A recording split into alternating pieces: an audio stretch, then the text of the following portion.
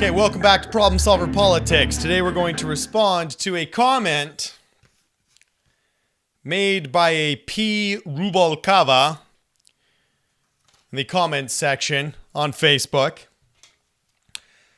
Basically starts out by saying, "You blanking idiot," so you can imagine the nature of this comment.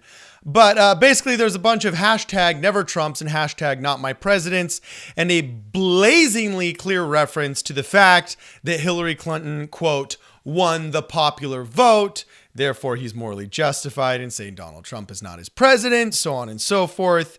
And we're going to talk about that today. Now, Problem Solver Politics, we believe in solving problems for the American people over your ideology, whatever it is.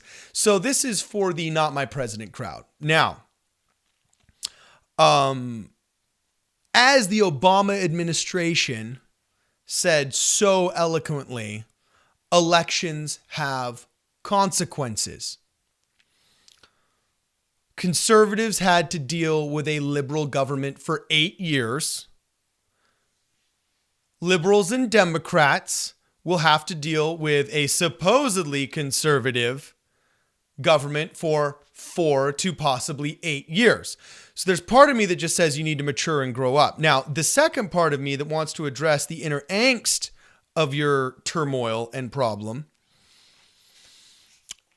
is talking about the Electoral College. Now, there's a lot of talk nowadays about how, we need to get rid of the Electoral College. And it's mostly coming from the not my president crowd and the people that were supporting Hillary Clinton.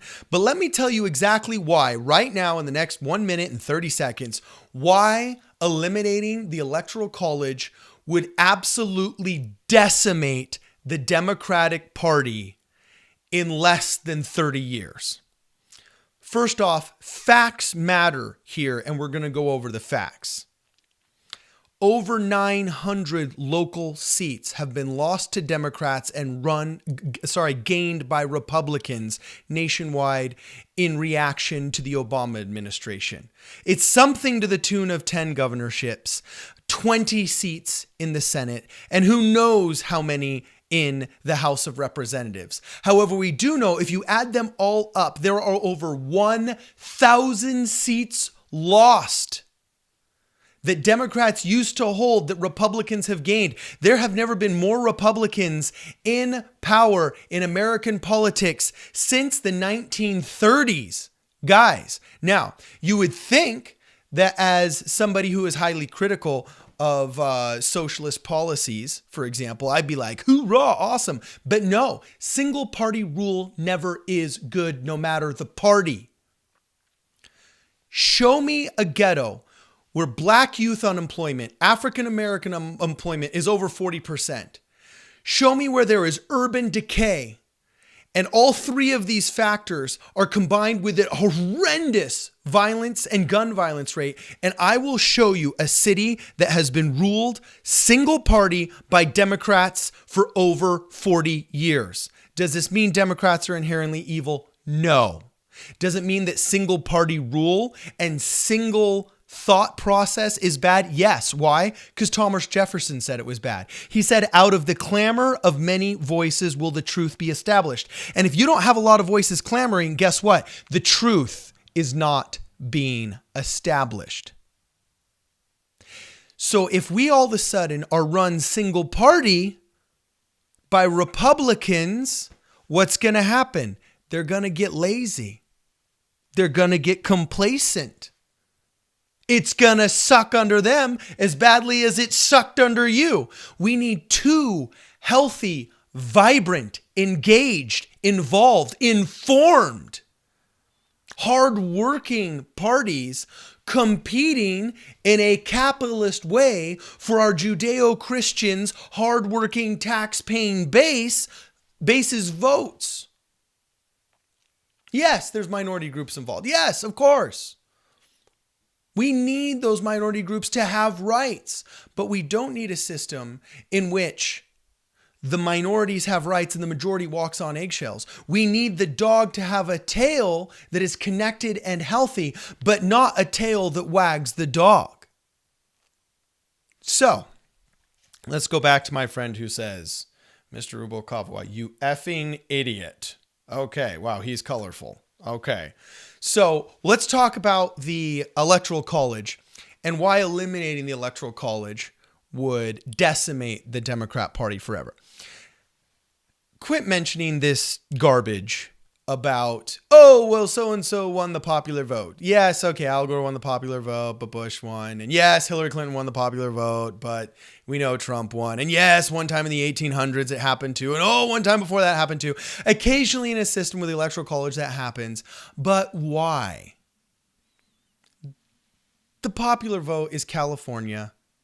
The popular vote is New York and Los Angeles. Let's face it. It's California and it's New York, okay? Any Democrat going into a popular election is going to be up by several million votes just because they are them and they are the urban party, okay? Now, the reason why Democrats would lose perpetually if we eliminated the Electoral College is perfectly exemplified by Proposition 8 in California. If you remember, there was a very controversial proposition here in California in which a constitutional amendment was suggested that would define marriage as between a man and a woman. It was a stupid, poorly written law that did not address the underlying problems, but it became a culture war between conservatives and liberals, between Democrats and Republicans. Over $45 million was raised by both sides in this war of words to define what marriage meant, as though Merriam-Webster hadn't done it 200 years ago, okay? Besides being a massive waste of time and energy, it was a perfect example, okay, of what conservatives, even as a minority, can do when mobilized. A small group of Mormons and members of the Church of Jesus Christ and Latter-day Saints, a small group of the Knights of Columbus and several other evangelical groups banded together, raised awareness, pimped the product, and ended up in one of the most liberal states, liberal economies, and liberal societies the world has ever seen, ended up influencing votes sufficiently to pass a law that defined marriage in a traditional way. One of the biggest upsets in political history. Why? Because in a state where conservatives usually stay quiet because their vote doesn't matter, their vote mattered and there was a chance of winning. So they mobilized, and in a political fashion, they kicked butt. Now, how does this have to do with the Electoral College? Well, I'll tell you exactly how it's to do with the Electoral College. California has 55 electoral votes. You win California, it's the same as winning like 5 other states. Why? Because the system is designed that way. It's designed so that somebody running for president actually has to go visit those 5 other states and convince those little states that they matter too, and that they're going to serve those little states as well, while simultaneously trying to convince the urban people that their votes matter as well. It creates a balanced candidate and a balanced system in which the little guy is just as important as the big guy. Sure, there's some discrepancies between the vote of somebody in Wyoming versus the vote of somebody in California. But what it does is it makes it so, unfortunately, some of the conservatives, if not all of them in California and New York and the other blue states that are dominated by liberalism, think their vote doesn't matter, so they really don't go out to vote that much or that hard. Sure, they'll show up for some tax bills, but that's about it. If you eliminated the Electoral College, dear Democrats, I hope you're listening. Dear not my president people that want to get rid of the Electoral College, I hope you're listening. If you eliminated the Electoral College, you would all of a sudden have a purely Democratic vote in which the 20 million conservatives that are in California would be on an equal playing field as you. You would unleash the equivalent of 20 electoral votes in California. You would unleash the equivalent of 10 more electoral votes in New York. All of a sudden, I mean, people forget that, yeah, California, we trend liberal in presidential elections, but that's not because we're 100% Democrat. Some of these areas switch between blue and red like other states do. Some of these districts are only 51% Democrat when they count the votes. You would unleash the voting power of the other 49% in a way that would decimate the opportunities of having liberal or Democrat candidates. And what is that? That is bad because that is single party rule. So never Trumpers, hashtag not my president-ers, quit it. You're stupid. Actually, I shouldn't say you're stupid. You're uninformed. Get informed, learn about the Electoral College, and then stop asking for it to go away. Be grateful it's there and start trying to win your elections back. Because guess what? It's going to take you 20 years to get those seats back. And we need you to have them because that is healthy politics. I'm Cardinellis. This is Problem Solver Politics. Like, share, subscribe, or die.